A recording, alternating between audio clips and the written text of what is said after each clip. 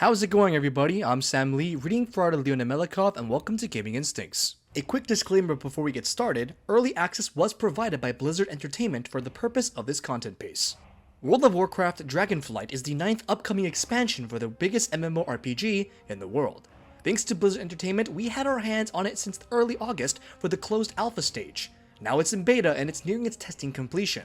Over the last 2 months or so, we had the opportunity to try almost everything the new expansion has to offer, including the 8 brand new dungeons, the Dragon Isle content, and of course, the new 2-spec hero class, the Evoker. The expansion also has massive UI changes, a completely revamped talent system for each of the classes and specs, and much more. So, what do we think of it so far, and are there more positive things to say than negative?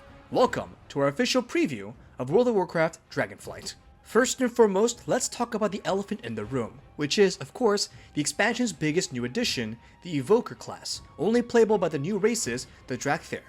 Anytime Blizzard introduces a new toy to play with, it always changes the entire meta both in PvE and PvP.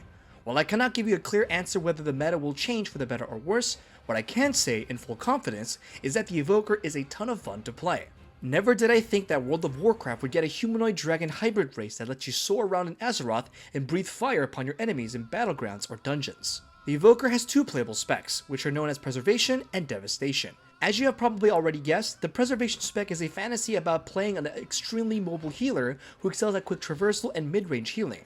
Meanwhile, the Devastation spec is all about doing as much damage as possible, while also trying to avoid dangerous boss mechanics and standing at the right place at the right time. Evokers work very differently from other classes. They are more reliant on constant movement, unlike someone like mages or warlocks, who prefer to stay in one spot for as long as possible, dishing out tremendous damage. It's also worth noting that the Evoker is the first ever brand new range class since the launch of World of Warcraft, which is rather interesting. Previously, every new class has been melee, which includes the Death Knights, Demon Hunters, and Monks. Now, as much as I would love to go into the details of all their abilities and how they work, it would simply take too long, and is something that I'd rather discuss in our final review of World of Warcraft Dragonflight once that time comes. But in a nutshell, they're quite fun to play, and if your main character is a healer, I think the Evoker Preservation spec will make you appreciate the challenge. Playing a healer that requires constant movement and awareness of your surroundings and the position of your teammates and opponents is going to play a huge role in whether you play that spec at a high level or not. Just as an example, Evokers can place down a large blooming green flower that heals players when they're standing in its area of effect. You can even reverse time to heal your allies thanks to the power of the Bronze Dragonflight that the Evokers also possess. If you prefer dealing damage, then be ready to pay attention to where the enemies are and pop your combos of attacks back to back. With the Devastation spec, you'll constantly try to position yourself to damage mobs as much as possible. The majority of the abilities usually play well with each other. One of my favorite combos is to cast Landslide and stun all the mobs within your range. Then, pop Deep Breath and fly over the mobs while breathing fire over them for massive damage. If you're also talented in Recall, then your Evoker will teleport back to where he or she was before flying over the mobs, which instantly puts you back into the position to cause more damage. Right after all that is done, you can then hold down your button and cast Fire Breath for maximum damage to the mobs in front of you. All of this happens very fast, and it's extremely satisfying because this class plays very differently than what the majority of the fanbase is used to. Speaking of holding down buttons, this is the first time in World of Warcraft's history that holding down a button charges your abilities. The longer you hold, the more effective your ability will be. But here's the catch. If a boss mechanic is happening, then you might want to let go earlier to avoid getting hit by something that could potentially kill you, especially if you are a healer. This is where the new meta and skill play comes. Nothing like this has ever existed, and that alone is exciting. The short version is that the Evokers are a solid addition, and I have a good feeling that the majority of both WoW veterans and new players will be quite happy to dive into the draconic fantasy. With that out of the way, let's talk about the Dragon Isles themselves and what you can expect out of the new zones. World of Warcraft Dragonflight features 5 new zones, including the Waking Shores, Azure Span, Thaldraszus, Oneron Plains, and the Forbidden Reach, which is exclusive to the Dragnflight race. If you are tired of the dark and grim Shadowlands aesthetic, then I welcome you back to Azeroth. These new zones are much bigger, and the developer has gone on record to say these are the largest zones they've ever created. The sense of scale is much more epic and grand, thanks to the new draw distance upgrades that Blizzard has implemented on the game engine itself. As far as the looks go, each zone is quite beautiful and unique in its own way. The Waking Shores is filled with black proto-dragons and a ton of volcanic-type scenery with a wide variety of fire elementals. It is your classic World of Warcraft fire zone, and it's also where the Black Dragonflight is fighting for control. Meanwhile, Oneron Plains is much greener and is similar to zones such as Stormsong Valley from Battle of Azeroth and Negran from Outlands and Warlords of Draenor. If you're into green rolling hills, giant wildlife creatures, centaurs, and the green Dragonflight, this will most likely be your favorite zone. Azure Span is most likely going to be the most fan-favorite location, and that is simply because the zone itself is highly inspired by one of the most popular zones in the entirety of World of Warcraft. Grizzly Hills from World of Warcraft, Wrath of the Lich King. This is also the place where you will meet an old fan-favorite wild race, the Tuskar, Khadgar, and Kalecgos, the main dude when it comes to the blue Dragonflight. That's right, your favorite fantasy walrus friends are returning in World of Warcraft Dragonflight. Last but not least, we have Thaldraszus, which is where the storyline of the Bronze Dragonflight will take place, and is also the location of the brand new raid Vault of the Incarnates, which is going to be available at launch. Thaldraszus is also the zone where the main hub city, Thaldraken, will take place, basically the Ouroboros from Shadowlands.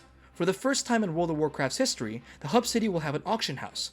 That's right, you no longer have to port back to Stormwind or Orgrimmar if you want to continue with your daily digital trading auction duties. Thaldraken is a vertical city overlooking the entire zone. There are also plenty of platforms you can use to take off on your trusty drakes that will be taking advantage of the new flying mount feature, Dragon Riding. For many years, there has been a heated debate between two different sides of the World of Warcraft community regarding flying. One part of the community was okay with not having flying available right off the bat because they believe it would ruin the experience of exploring new zones and all the hard work of the artist would go unnoticed and underappreciated. I am myself also in this camp, actually as a fan. The other side, however, doesn't want to wait till later in the expansion to gain access to flight and consume the content. While both sides have their valid points, Blizzard has decided to create something where it makes sense for both parties, and they came up with a system called Dragon Riding. At first, I was quite skeptical, because I wasn't sure how it would feel to fly around new zones for the first time in an expansion. Thankfully, I'm happy to say that Blizzard has done an excellent job. Dragon Riding is not only well designed, but also fits the current narrative and the lore of the game. World of Warcraft Dragonflight is about aiding the 5 different dragon aspects, including black, green, red, bronze, and blue. So it only makes sense that we will be granted the new types of drake mounts that can soar in the Dragon Isles. The dragon riding system has to be unlocked first, but thankfully it doesn't take very long to gain access to it, and is one of the first things you get in the first zone, the Waking Shores. Once unlocked, you are given a special drake tied to the dragon riding system. Once you take off on your drake, you have to learn how to take advantage of the zone's environment and gain momentum to keep up the speed. You're also given Vigor, which is a stamina system that lets your drake fly higher or zoom forward faster. However, you have to learn how to control and manage your Vigor, and if you lose the momentum, you'll be put on the ground and have to wait until you regain Vigor to take flight again. While this sounds like an annoyance, it isn't. It just takes a bit of practice and learning to do. But once you understand it, you'll realize that it's quite an intuitive system, and is a lot more interactive than regular flying. There are also racing challenges for you to pursue, as well as achievements and cosmetic rewards for your drakes. Dragon Riding even has its talent system that can improve your vigor and give you additional advantages as you progress throughout the expansion and collect special hidden glyphs scattered across each of the zones. Overall, it's a great system, and I hope that moving forward, Blizzard will find a way to keep it in future expansions as it solves many issues for both sides of the World of Warcraft community. You might be asking me, how is the endgame content so far, such as reputational grinds, world quests, and dungeons? Those are all great questions, but unfortunately a lot of the endgame systems haven't been fully implemented, and those will be best left for a final review. However, I did manage to do all the brand new 8 dungeons that World of Warcraft Dragonflight has to offer, which include the No-Code Offensive, Azure Vault, Ruby Life Pools, Uldaman Legacy of Tyr, Brackenhyde Hollow, Algathar Academy, Naltharis, and Halls of Infusion. Although, do note that I've only run the normal and heroic versions of these dungeons, because the Mythic and Mythic Plus Keystones are not ready for testing yet. As far as the dungeons themselves go, they are quite a lot of fun. My personal favorites so far are the No-Code Offensive, Ruby Life Pools, and Brackenhyde Hollow.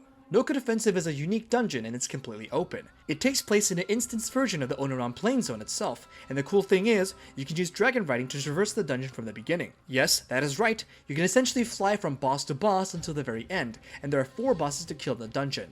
It's nice to see Blizzard trying out something new and different. For many people, this is one of the best dungeons in Dragonflight. Ruby Life Pools is also awesome. It's quite linear, short, and has 3 bosses to slay. The boss fights are fun, quick, and engaging, and best of all, there are not a lot of trash mobs here to kill. Then there is Naltharis and Halls of Infusion, which I was not a huge fan of. Both dungeons felt overly big, with too much trash, and some annoying mechanics here and there as far as the mobs go. The bosses themselves are fine, but the overall pace of the dungeons felt tedious and a bit boring. Brackenhyde Hollow is probably my favorite. It features Tuskar and Gnolls and has a non-linear pathway except for the first boss. At the start of the dungeon, you are tasked with saving 9 Tuskar out of the cages. Once all 9 are saved, you get to fight the first boss, and after you defeat him, the dungeon opens and you are free to fight the other 2 bosses in no specific order.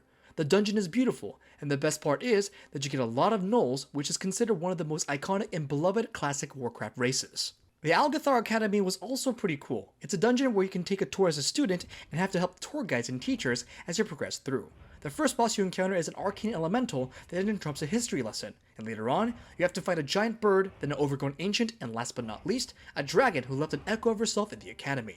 The dungeon is rather laid back, fun to go through, and is a lot less serious in terms of lore compared to the other ones. Uldaman Legacy of Tyr is a throwback to the original classic World of Warcraft dungeon located in Badlands. It's a well done remake with some familiar faces with new boxes mixed in. It's also on the longer side, but I have a soft spot for it, so I was pretty happy with how Blizzard brought this one back. The bosses are also well done, and probably more challenging than some of the bosses in other dungeons. Mythic and Mythic Plus will be quite interesting to see on this one in particular. In conclusion, the dungeons for the most part are fun. The only concern I have is the balance of these dungeons on Mythic and Mythic Plus difficulties. Sadly, since none of these difficulties were available for testing, it is hard to say as of now. But overall, I've enjoyed what I've played. There are still many other systems and stuff we haven't gotten a chance to cover, such as the endgame raids that are currently not available for testing, and the new reputational grinds via the revamped renown system that originated in Shadowlands. But perhaps that is best left for our final review. Overall, our impressions are quite positive. The UI changes are awesome, the new talent system adds a lot of new and interesting choices for several classes, and there are a ton of quality of life changes here that the community will appreciate. Stay tuned for our final review of World of Warcraft Dragonflight in the coming months.